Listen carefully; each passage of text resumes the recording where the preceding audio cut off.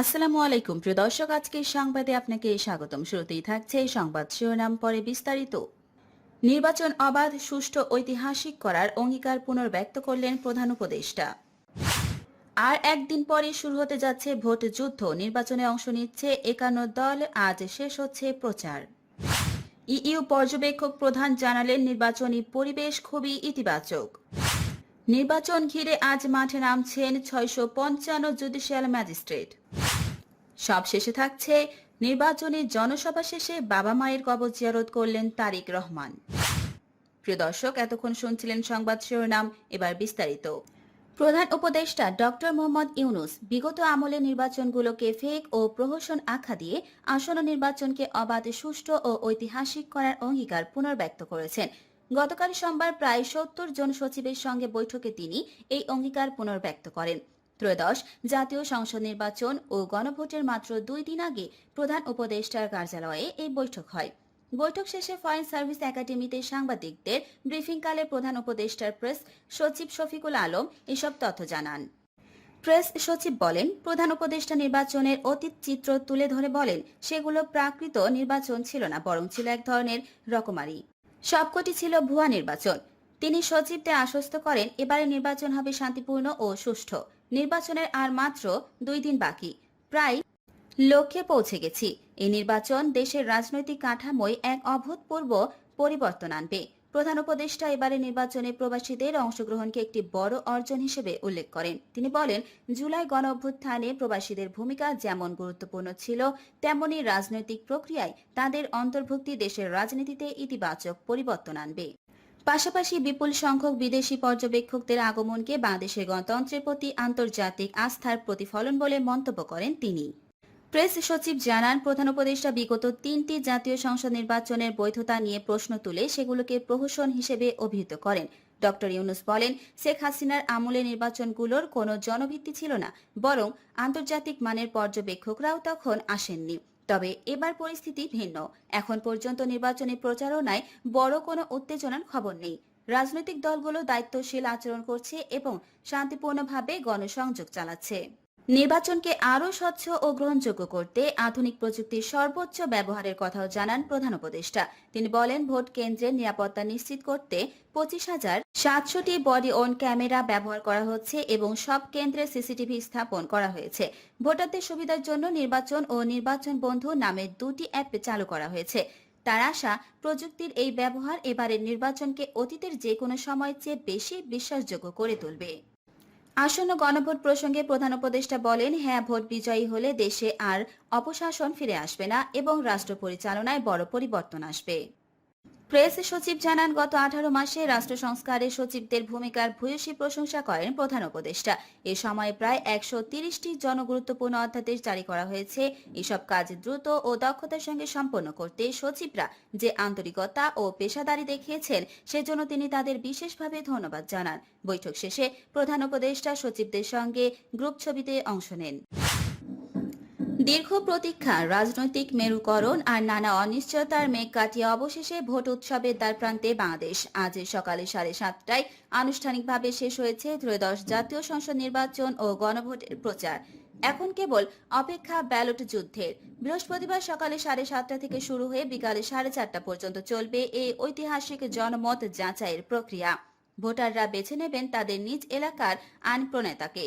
গণঅভ্যুত্থানে আওয়ামী লীগ সরকারের বিদায়ের পর দেশের রাজনৈতিক অঙ্গনে যে অবিশ্বাস আর হতাশার জন্ম হয়েছিল, সেই পরিস্থিতি কাটিয়ে একটি গ্রহণযোগ্য নির্বাচন আয়োজন করা ছিল নির্বাচন কমিশনের জন্য এক বিশাল চ্যালেঞ্জ। 5 আগস্টের ছাত্র জনতার অভ্যুত্থানের পর এটি প্রথম জাতীয় নির্বাচন যেখানে সংস্কার ও নতুন বাংলাদেশের আকাঙ্ক্ষা প্রতিফলিত হবে। ইসি সূত্র জানিয়েছে, সব ধরনের প্রশাসনিক ও কারিগরি প্রস্তুতি সম্পন্ন হয়েছে। স্বচ্ছ ব্যালট বাক্স ও বিশেষ নিরাপত্তা সংবলিত ব্যালট পেপার এরই মধ্যে জেলা পর্যায়ের ট্রেজারিগুলোতে পৌঁছে দেওয়া হয়েছে। এবারে নির্বাচনে রাজনৈতিক দলের অংশগ্রহণ সাম্প্রতিক বছরগুলোর চেয়ে সব থেকে বেশি। আওয়ামী লীগ বিহীন এই নির্বাচনে 51টি নিবন্ধিত রাজনৈতিক দল অংশ নিচ্ছে। অংশগ্রহণকারী প্রধান দলগুলোর মধ্যে রয়েছে বাংলাদেশ জাতীয়তাবাদী দল বিএনপি, বাংলাদেশ জামাত ইসলামী, জাতীয় নাগরিক পার্টি এনসিপি, ইসলামী আন্দোলন বাংলাদেশ। 24-এর 5 আগস্টের পর আওয়ামী লীগের রাজনৈতিক কার্যক্রম নিষিদ্ধ হওয়ায় তারা এই নির্বাচনে অংশগ্রহণের সুযোগ পাননি। অন্যদিকে আওয়ামী লীগ নেতৃত্বাধীন 14 দলীয় জোটের অনেক শরিক দলও নৈতিক অবস্থান বা কৌশলগত কারণে এই ভোট বর্জন করছে। তবে দলীয় প্রার্থীর বাইরেও বিপুল সংখ্যক স্বতন্ত্র প্রার্থী নির্বাচনী মাঠে থাকায় প্রতিদ্বন্দ্বিতা বেশ জমবে বলে ধারণা করা হচ্ছে। তফসিল ঘোষণার পর থেকে নির্বাচনী পরিবেশ মোটামুটি শান্ত থাকলেও পুরোপুরি রক্তপাতহীন থাকেনি। ত্রয়োদশ জাতীয় সংসদ নির্বাচনের পরিবেশ খুবই ইতিবাচক মন্তব্য করেছেন ইউরোপীয় ইউনিয়নের নির্বাচন পর্যবেক্ষক দলের প্রধান ইভারোস আইজাবস। মঙ্গলবার সকালে ব্রিফিংয়ে তিনি এই কথা বলেন। নির্বাচনের নিরাপত্তা ব্যবস্থা ভালো জানিয়ে ইভারোস আইজাবস বলেন, স্বল্পমেয়াদী ইইউ পর্যবেক্ষকরা আজ থেকে মাঠে থাকবেন। তিনি বলেন, বর্তমানে নির্বাচনী পরিবেশ খুবই ইতিবাচক, যদিও কিছু কিছু ক্ষেত্রে আলোচনার দরকার, তবে মোটা দাগে পরিবেশ আশাব্যঞ্জক।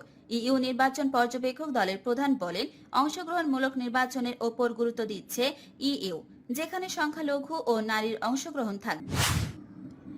আসন্ন ত্রয়োদশ জাতীয় সংসদ নির্বাচন অবাধ, সুষ্ঠু ও শান্তিপূর্ণভাবে সম্পন্ন করার লক্ষ্যে নির্বাচনী অপরাধের সশরীরে আমলে নিয়ে তার সংক্ষিপ্ত পদ্ধতিতে বিচারের জন্য সারা দেশে 655 জন জুডিশিয়াল ম্যাজিস্ট্রেট নিয়োগ দিয়েছে নির্বাচন কমিশন। নিয়োগপ্রাপ্ত বিচারকরা মঙ্গলবার 10 ফেব্রুয়ারি থেকে 14 ফেব্রুয়ারি পর্যন্ত মোট 5 দিন প্রথম শ্রেণীর ম্যাজিস্ট্রেটের ক্ষমতা বলে দায়িত্ব পালন করবেন। নির্বাচন কমিশন সচিবালয়ের উপসচিব মোহাম্মদ দিদার হোসেন স্বাক্ষরিত এক প্রজ্ঞাপনে এই তথ্য জানানো হয়। প্রজ্ঞাপনে বলা হয়েছে, নিয়োগপ্রাপ্ত ম্যাজিস্ট্রেটরা 10 ফেব্রুয়ারি থেকে 14 ফেব্রুয়ারি পর্যন্ত মোট 5 দিন দায়িত্ব পালন করবেন, অর্থাৎ ভোট গ্রহণের পূর্বের 2 দিন, ভোট গ্রহণের দিন এবং ভোট গ্রহণের পরের 2 দিন তারা প্রথম শ্রেণীর ম্যাজিস্ট্রেট হিসেবে দায়িত্ব পালন করবেন। আইনি এখতিয়ার প্রসঙ্গে প্রজ্ঞাপনে বলা হয়েছে, the representation of the people order 1972 এর অনুচ্ছেদ 89-তে প্রদত্ত ক্ষমতা বলে গত 5 ফেব্রুয়ারি তাদের নিয়োগ দেওয়া হয়েছে। আইন ও বিচার বিভাগ এবং সুপ্রিম কোর্টের পরামর্শক্রমে জুডিশিয়াল সার্ভিসের এই কর্মকর্তাদের প্রথম শ্রেণীর ম্যাজিস্ট্রেটের ক্ষমতা অর্পণ করা হয়েছে। তারা মূলত নির্বাচনী অপরাধসমূহ যেমন ভোটদানে বাধা প্রদান, কেন্দ্র দখল, বিশৃঙ্খলা সৃষ্টি সহ বিভিন্ন তফসিলে অপরাধের ক্ষেত্রে দ্য কোড অফ ক্রিমিনাল প্রসিকিউর 1898 এর 190 এর এক ধারা অনুযায়ী তাৎক্ষণিক বিচার কার্য পরিচালনা করবেন। প্রজ্ঞাপনে এক গুচ্ছ নির্দেশনা। নির্বাচন কমিশন সচিবালয় থেকে জারিকৃত প্রজ্ঞাপনে দায়িত্বপ্রাপ্ত ম্যাজিস্ট্রেটদের জন্য বেশ কিছু সুনির্দিষ্ট নির্দেশনা প্রদান করা হয়েছে।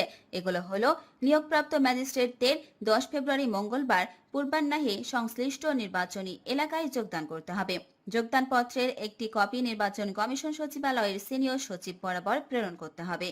দায়িত্ব পালনকালে কোনো নির্বাচনী অপরাধ বিচারার্থে আমলে নেওয়া হলে তা সামারি ট্রায়াল বা সংক্ষিপ্ত পদ্ধতিতে দ্রুত নিষ্পত্তি করতে হবে। বিচারের ফলাফল বা নিষ্পত্তির বিবরণী পরবর্তী 72 ঘন্টার মধ্যে ইসি সচিবালয়ের আইন শাখায় নির্ধারিত ছকে পাঠাতে হবে। বিচারিক কার্যক্রম পরিচালনার সুবিধার্থে প্রত্যেক ম্যাজিস্ট্রেট একজন করে বেঞ্চ সহকারী, স্টেনোগ্রাফার অথবা অফিস সহকারী সহায়ক স্টাফ হিসেবে সঙ্গে নিতে পারবেন। সংশ্লিষ্ট জেলার বিচারকদের এ বিষয়ে প্রয়োজনীয় সহায়তা প্রদানের অনুরোধ জানানো হয়েছে। ম্যাজিস্ট্রেটদের দায়িত্ব পালনের জন্য সংশ্লিষ্ট জেলা প্রশাসকরা তাদের চাহিদা অনুযায়ী জিপ, মাইক্রোবাস কিংবা স্পিডবোট সহ প্রয়োজনীয় যানবাহনের সহাবস্থান করবেন। বিচারকদের নিরাপত্তা ও সুষ্ঠুভাবে দায়িত্ব পালনের স্বার্থে পুলিশ কমিশনার, পুলিশ সুপার কিংবা স্থানীয় থানার ভারপ্রাপ্ত কর্মকর্তাদের প্রয়োজনীয় স্ট্রাইকিং ফোর্স মোতায়েনের নির্দেশ দেওয়া হয়েছে। তফসিল অনুযায়ী সারা দেশের 300টি নির্বাচনী এলাকার জন্য এই 655 জন বিচারককে সুনির্দিষ্ট অধিক্ষেত্র ভাগ করে দেওয়া হয়েছে। পঞ্চগড় 1 আসন থেকে শুরু করে বান্দরবন মোট 300 আসন পর্যন্ত প্রতিটি সংসদীয় আসনে এক বা একাধিক জুডিশিয়াল ম্যাজিস্ট্রেট নির্বাচনী আইন শৃঙ্খলা রক্ষায় নিয়োজিত থাকবেন বলে প্রজ্ঞাপনে বলা হয়েছে। আসন্ন ত্রয়োদশ জাতীয় সংসদ নির্বাচন উপলক্ষে প্রচারণার শেষ দিনে মা বাবার কবর জিয়ারত করেছেন বিএনপি চেয়ারম্যান তারেক রহমান। সোমবার 9 ফেব্রুয়ারি রাজধানীর বিভিন্ন গুরুত্বপূর্ণ স্থানে দিনভর 8টি জনসভা শেষে রাত 11টার দিকে তিনি শেরবাংলা নগরে যান। সেখানে তিনি তার শহীদ বাবা রাষ্ট্রপতি জিয়াউর রহমান ও মা বেগম খালেদা জিয়ার কবর জিয়ারত করেন। এ সময় তারেক রহমান শহীদ জিয়াউর রহমান ও বেগম খালেদা জিয়ার কবরে পুষ্পস্তবক অর্পণ করেন এবং ফাতিহা পাঠ করেন। নেতাকর্মীদের উপস্থিতিতে তিনি দীর্ঘক্ষণ মোনাজাত করেন। এ সময় সেখানে এক আবেগঘন পরিবেশের সৃষ্টি হয়। প্রিয় দর্শক, সবার আগে এবং সর্বশেষ আপডেট জানতে আমাদের চ্যানেলটি এখনই সাবস্ক্রাইব করুন এবং ভিডিওটি ভালো লাগলে অবশ্যই একটি লাইক ও শেয়ার করবেন। ধন্যবাদ।